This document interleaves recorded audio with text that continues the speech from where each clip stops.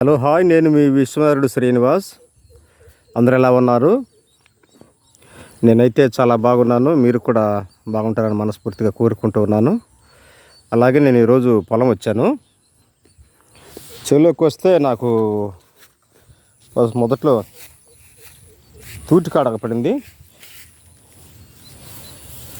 తూటికాడ, ఈ తూటికాడలో కూడా ఔషధ గుణాలు ఉన్నాయి. ఇది చిగురులు కనుక, ఆకులు చిగురులు ఉన్నాయి కదా, ఇందులో ఐరన్ బాగుంటుంది.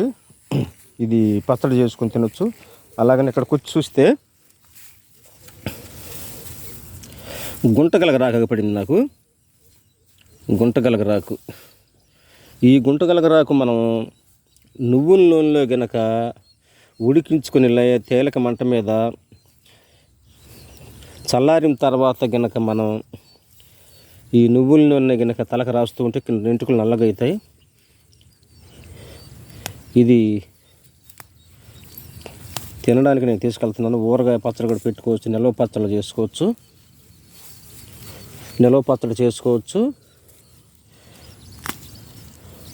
ప్రస్తుతానికి ఇది నేను మామూలుగా పచ్చిగానే తింటానికి తీసుకెళ్తున్నాను.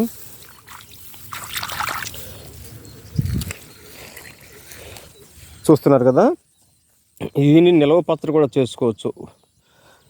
నిల్వ పచ్చడిలో జాడీల్లో నిల్వ కనుక ఉంచుకొని తీసుకుంటే ఇది మంచిగా ఆరోగ్యానికి మంచిగా ఉంటుంది. ఇది జీర్ణాశయానికి మంచిగా ఆరోగ్యానికి ఉపయోగపడుతుంది. అలాగే చెప్తున్నారు కదా, నువ్వుల నీళ్ళతో కలిపి కనుక దీన్ని వాడుకునేటట్లయితే తలకి కనుక పూసుకునేటట్లయితే కలర్ కూడా చేంజ్ అవుతూ ఉంటుంది. ఒక 2 నెలలు కంటిన్యూగా అప్పుడప్పుడు మధ్య మధ్యలో కనుక వాడుకున్నట్లయితే ఇందులో చాలా ఔషధ గుణాలు ఉన్నాయి. తలకు కూడా